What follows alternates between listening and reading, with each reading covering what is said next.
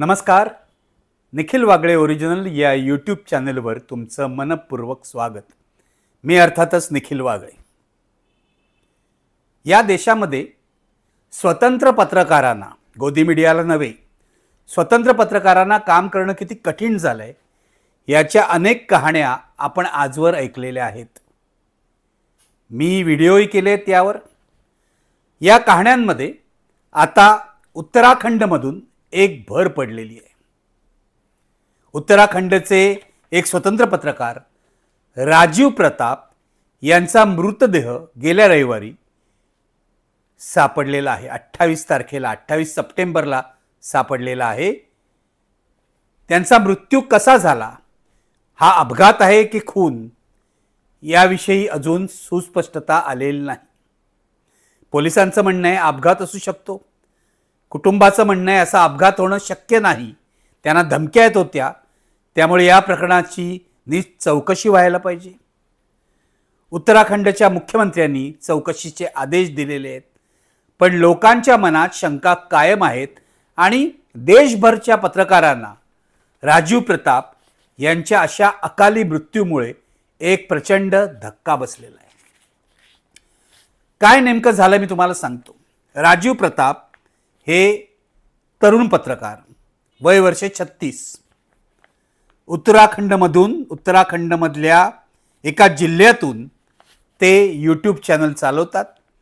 Delhi Uttarakhand live असं त्यांच्या YouTube चॅनलचं नाव आहे. यूट्यूबवर तुम्ही ते पाहू शकता. त्यांची पत्रकारिता काय होती, कशा प्रकारची होती, स्थानिक प्रश्नांना ते कसं महत्त्व देत होते, हे या चॅनलवर गेल्यावर तुम्हाला नीट समजू शकेल. तर असे हे राजीव प्रताप 18 तारखेपासून गायब झाले. 18 सप्टेंबरपासून बरोबर, म्हणजे त्यांचा मृतदेह 28 सप्टेंबरला सापडला, त्याच्या 10 दिवस आधी ते गायब झाले होते. 18 सप्टेंबरला रात्री उशिरापर्यंत त्यांचा संपर्क होत नव्हता. त्यांच्या बायकोनी त्यांना व्हॉट्सॲप पाठवला, तो पोचलाच नाही, अनडिलिव्हर्ड असा मेसेज आला. पण 19 सप्टेंबरला त्यांची गाडी या उत्तर काशीमधल्या भागीरथी नदीत सापडली. आता यामध्ये सुद्धा गोंधळ आहे की ही गाडी नदीच्या काठावर सापडली की नदीत सापडली, कारण गाडी पूर्णपणे डॅमेज झालेली होती. पोलिसांचं असं म्हणणं आहे, CCTV फुटेज त्यांना मिळालेलं आहे आणि हा अपघात असू शकतो, पण अपघात झाला कसा याचा खुलासा अजून झालेला नाहीये. ही गाडी सापडली त्यानंतर राजीव यांच्या कुटुंबियांनी पोलिसात तक्रार नोंदवली. त्यांच्या पत्नीने असं म्हटलं की त्यांनी आपल्या यूट्यूब चॅनलवर एक बातमी दिली होती उत्तरकाशी जिल्ह्यातल्या हॉस्पिटलविषयी, सार्वजनिक हॉस्पिटलविषयी. या हॉस्पिटलमध्ये किती गैरव्यवस्था आहे हे त्यांनी सांगितलं होतं. त्यानंतर त्यांना धमकीचे फोन येत होते, ते अस्वस्थ झाले होते आणि अचानक ते गायब झाले. याचा अर्थ त्यांना पळवून नेण्यात आलेला आहे. पोलीस तक्रारीमध्येच हे लिहिलेलं आहे. त्यांना बातम्यांमुळे अनेक शत्रू झालेले आहेत, त्यामुळे त्यांचा तपास पोलिसांनी करावा. आता 18 तारखेपासून 28 तारखेपर्यंत पोलिसांनी नेमका काय तपास केला आपल्याला कळलेलं नाहीये. पण 19 तारखेला त्यांची गाडी सापडली आणि त्यानंतर थेट 9 दिवसांनी म्हणजे 28 सप्टेंबरला धरणाच्या पाण्यामध्ये त्यांचं शव सापडलं. पोलिसांचं असं म्हणणं आहे की कदाचित गाडीतून बाहेर येऊन ते वाहून गेले असतील. तपशील अजून स्पष्ट झालेला नाही. पोस्टमॉर्टम रिपोर्टही अजून आलेला नाही. तरी सुद्धा पोलीस असं सांगतायत की हा अपघात असण्याची शक्यता आहे. कुटुंबीय हे नाकारतायत.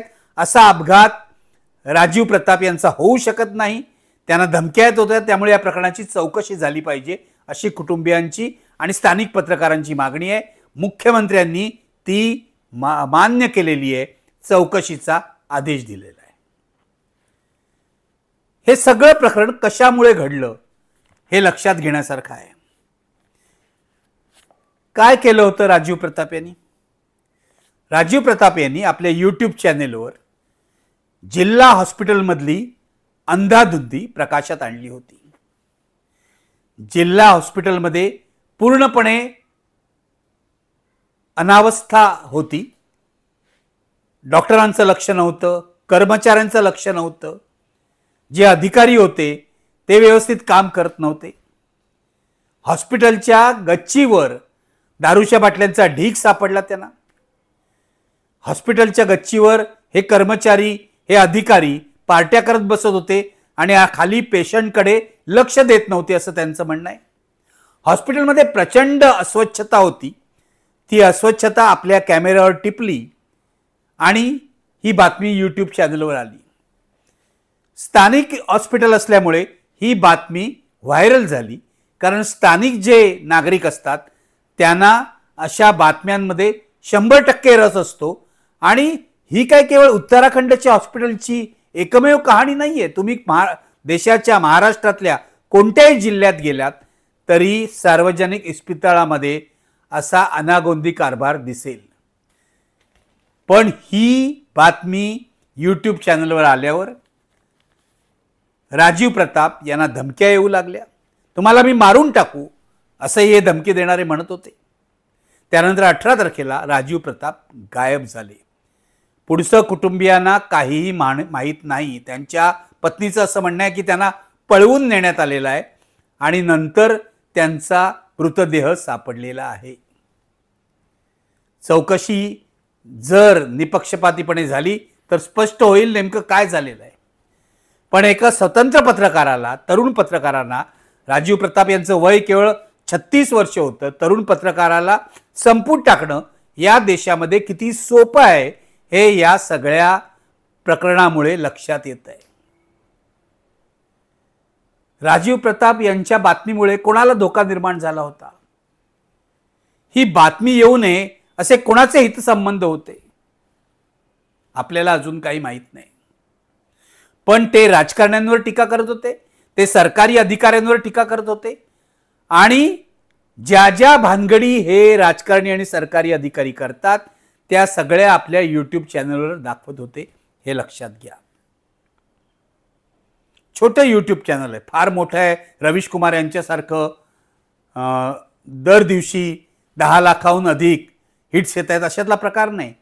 पण एका छोट्या चॅनलचाही त्रास काही लोकांना झालेला दिसतोय आणि म्हणून राजीव यांना पळवून नेण्यात आलं आणि अंतिमतः त्यांचा मृतदेह सापडला.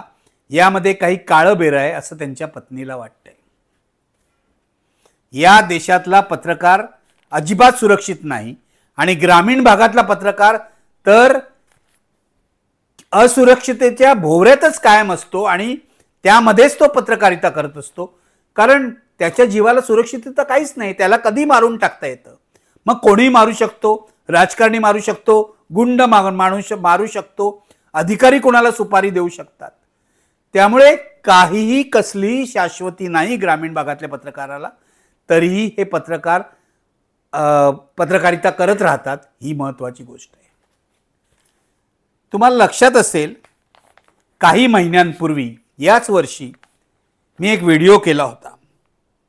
हा व्हिडिओ होता मुकेश चंद्राकर या पत्रकाराबद्दल. या पत्रकाराने, हा छत्तीसगडमधला पत्रकार होता, या पत्रकाराने आपल्या शहरातल्या एका रस्त्याविषयी बातमी दिली. त्या रस्त्याच्या कामामध्ये कॉन्ट्रॅक्टरने कसा भ्रष्टाचार केलाय ही बातमी दिली. काही दिवसांनी या पत्रकाराचा मृतदेह या कॉन्ट्रॅक्टरच्या घराच्या सेप्टिक टँकमध्ये सापडला. कॉन्ट्रॅक्टरला अटक झाली वगैरे बरोबर आहे, पण पत्रकाराने जीव गमावला, तो जीव गमावलाच. केवळ रस्त्याच्या भ्रष्टाचाराची बातमी दिली म्हणून पत्रकाराची हत्या करण्यात आली. मुकेश चंद्राकर. महाराष्ट्रातली ही घटना 2022 सालची, आपल्याला माहिती असते, माहितीच आहे. कोकणातली शशिकांत वारिशे यांनी कोकणातल्या पेट्रोलियम प्रोजेक्ट विरुद्ध बातम्या दिल्या. कसे जमिनीचे व्यवहार चाललेले आहेत, राजकारणी आणि जमिनीचे दलाल यांची कशी भ्रष्ट युती आहे याविषयीच्या बातम्या दिल्या. म्हणून त्यांना मारून टाकण्यात आलं. केस चालू आहे अजून. महाराष्ट्रात कोकणामध्ये घडलेली ही घटना आहे. त्यानंतर आणखी एक बिहारमधली घटना आहे. सुभाष महातो हा पत्रकार, वाळू माफियांविरुद्ध लिहित होता. वाळू माफियांचा उच्छाद तर इतर सर्व राज्यात आहे. जिथे जिथे नद्या आहेत तिथे तिथे वाळू माफियांचा उच्छाद आहे. महाराष्ट्रातही उच्छाद किती मोठा आहे हे अलीकडेच सोलापूरमध्ये आपल्याला दिसलं होतं अजित पवारांच्या संबंधित घटनेमध्ये. त्याची पुनरुक्ती मी पुन्हा करत नाही, पण वाळू माफिया हे किती धोकादायक आहेत हे आपल्या लक्षात येऊ शकेल. तर हा पत्रकार वाळू माफिया विरुद्ध बातम्या देत होता, सुभाष महातो. त्याच्यावरही असाच हल्ला करण्यात आला. पत्रकारांच्या संघटनांनी प्रत्येक वेळी आवाज उठवलेला आहे, निषेध केलेला आहे. आता सुद्धा राजीव प्रताप यांच्या मृत्यूची चौकशी व्हावी अशी राष्ट्रीय पातळीवरच्या पत्रकार संघटनांनी मागणी केलेली आहे. मुद्दा असा आहे की तळागाळाला जाऊन काम करणाऱ्या पत्रकारांचं आयुष्य सुरक्षित कसं होणार याचं उत्तर कोणी द्यायला तयार नाही. जबाबदारी पोलिसांची आहे, जबाबदारी सरकारची आहे, पण पोलीस, राजकारणी, कंत्राटदार, उद्योगपती यांचं संगनमत असेल तर ही जबाबदारी कोण पार पाडणार हा खरा प्रश्न आहे. तुम्हाला आठवत असेल ग्रामीण भागात ही अवस्था आहे. काही काळापूर्वी परंजय गुहा ठाकुरता नावाचे दिल्लीतले पत्रकार आहेत, राजधानीतले पत्रकार आहेत, यांच्या विरुद्ध अदानी जे आपल्या पंतप्रधान नरेंद्र मोदींचे प्रिय मित्र आहेत यांनी एक केस केली दिल्लीच्या कोर्टामध्ये. आणि परंजय गुहा ठाकुरता यांची बाजू ऐकून न घेता कोर्टाने आपला निकाल दिला. गंमतच आहे ना. म्हणजे निदान नैसर्गिक न्यायाच्या प्रक्रियेमध्ये तरी दुसरी बाजू ऐकून घ्यायला पाहिजे, मग तुमचा काय तो निकाल द्या. पण इथे परंजय गुहा ठाकुरता यांना कोणतीही कल्पना न देता निकाल देऊन टाकला की परंजय गुहा ठाकुरता यांनी अदानी संबंधी जे काय व्हिडिओ केले, जे काय लेख लिहिले ते सगळे काढून टाका. आणि हा निकाल मिळाल्यावर मोदी सरकारच्या माहिती आणि प्रसारण खात्याने अनेक यूट्यूब पत्रकारांना नोटिसा पाठवल्या की तुम्ही सुद्धा अदानी विरोधातले व्हिडिओ काढून टाका. काय चाललंय बघा या देशामध्ये, खालपासून वरपर्यंत, ग्रामीण भागापासून ते दिल्लीपर्यंत. अदानी विरुद्ध बातमी देणं सुद्धा आता सुरक्षित राहिलं नाही. अर्थात परंजय गुहा ठाकुरता यांच्या विरुद्ध जो निकाल दिला होता तो दिल्ली त्याच कोर्टाच्या दुसऱ्या बेंचने फिरवला आणि त्यांना जी ऑर्डर दिली होती की अशा प्रकारे तुम्ही व्हिडिओ काढून टाका, लेख काढून टाका, त्याच्यातून त्यांना मुक्त केलं काही दिवसांनी. त्यामुळे आता अशी अपेक्षा आहे की रवीश कुमार असतील किंवा न्यूज लॉन्ड्री असेल यांच्या विरुद्ध सुद्धा जी माहिती आणि प्रसारण खात्याने ऑर्डर दिली होती, आदेश दिला होता, ती सुद्धा रद्दबातल होईल. रवीश कुमार आणि न्यूज लॉन्ड्रीने त्या विरोधात न्यायालयात दाद मागितलेली आहे. पण मुद्दा हा आहे की राजीव प्रताप असो की परंजय गुहा ठाकुरता, रवीश कुमार असो की न्यूज लॉन्ड्री, कुणालाही व्यवस्थितपणे सुरक्षितपणे काम करता येत नाही या देशात. मला नागरिक म्हणून तुम्हाला एक प्रश्न विचारायचा आहे, वाचक म्हणून तुम्हाला एक प्रश्न विचारायचा आहे, प्रेक्षक म्हणून तुम्हाला प्रश्न विचारायचा आहे की अशा प्रकारे आपलं आयुष्य घालवणाऱ्या पत्रकारांबद्दल तुम्हाला काही सहानुभूती वाटते का, आपुलकी वाटते का? सहानुभूतीपेक्षा आपुलकी वाटते का? हेच पत्रकार छोटे असो किंवा मोठे, हेच देशातली लोकशाही जिवंत ठेवतायत याचं भान आपल्याला आहे का? सरकार तर त्यांना खतम करून टाकायला निघालेलं आहे. याचं कारण अदानी विरुद्ध लिहू नका, स्थानिक हॉस्पिटल विरुद्ध लिहू नका, स्थानिक शाळेतल्या गैरकारभाराविरुद्ध लिहू नका, असंच जणू एक अघोषित फरमान सर्वत्र दिसतं आहे. मग पत्रकार हा प्रश्न विचारतात, तरुण पत्रकार, की मग आम्ही जीव का धोक्यात घालायचा? याचं उत्तर असं आहे की पत्रकारिता हा लोकशाहीचा चौथा स्तंभ आहे. या देशातली लोकशाही जिवंत ठेवायची असेल आणि सरकारवर अंकुश राहायचा असेल तर पत्रकारांनी हा धोका पत्करला पाहिजे, ही बांधिलकी दाखवली पाहिजे, एक वेळ मरायची तयारी ठेवली पाहिजे, पण सत्य बोलण्यापासून सुटका नाही हे लक्षात घ्या. असो, राजीव रंजन असंच सत्य बोलत होते म्हणून कदाचित त्यांचा बळी गेलेला आहे, त्यांचा मृतदेह सापडलेला आहे. आणखीन काही दिवसांनी स्पष्ट होईल की त्यांचा खून झालेला आहे की अपघात आहे. पण स्पष्ट जरी झालं तरी अनेक प्रश्न अनुत्तरित राहतील याची मला खात्री आहे. शशिकांत वारिशीच्या प्रकरणात सुद्धा अनेक प्रश्न अनुत्तरित झालेले आहेत. मुकेश चंद्राकरच्या प्रश्नात सुद्धा अनेक प्रश्नांची उत्तरं आपल्याला मिळालेली नाहीत. या सगळ्या प्रकारामुळे ग्लोबल प्रेस इंडेक्समध्ये भारताचा क्रमांक 151 आहे, 51वा आहे, लक्षात घ्या. देश किती आहेत? 181 देशांमध्ये हा सर्वे केला गेलेला आहे. रिपोर्टर्स विदाउट बॉर्डर्स या संस्थेने हा सर्वे केलेला आहे. त्यामध्ये 181 देशांमध्ये भारताचा क्रमांक 151वा लागतो आहे. कारण पत्रकारांवर असे हल्ले होत आहेत, पत्रकारांचे असे मुर्दे पाडले जात आहेत. मित्रो, मी तुम्हाला एवढंच आवाहन आज करीन. मला माहिती आहे जो मेनस्ट्रीम मीडिया आहे तो गोदी मीडिया झालेला आहे, तो सरकारचं लांगुलचालन करतोय, तो पूर्णपणे अगदी टाइम्स ऑफ इंडिया पासून या देशातली बहुसंख्य वृत्तपत्र, टाइम्स ऑफ इंडिया पासून तुम्ही मेनस्ट्रीम मीडियात कोणाचंही नाव घ्या, त्यातली 99% वृत्तपत्र आणि 99% चॅनल्स ही या देशातल्या सरकारच्या दबावाखाली आहे. सरकार जाहिराती देतं, सरकार इतर प्रकारे दबाव आणतं. म्हणून हल्ली टीव्ही चॅनल्सचा प्रेक्षकवर्ग कमी होऊन तो यूट्यूबकडे वळलेला आहे. रवीश कुमार यांच्या रोजच्या व्हिडिओला 10 लाख हिट्स असतात. याचं कारण तेच आहे की लोकांना सत्य समजून घ्यायचं आहे आणि ते त्यांना चॅनलवर किंवा वृत्तपत्रात मिळत नाही, म्हणून ते यूट्यूबकडे वळत आहेत.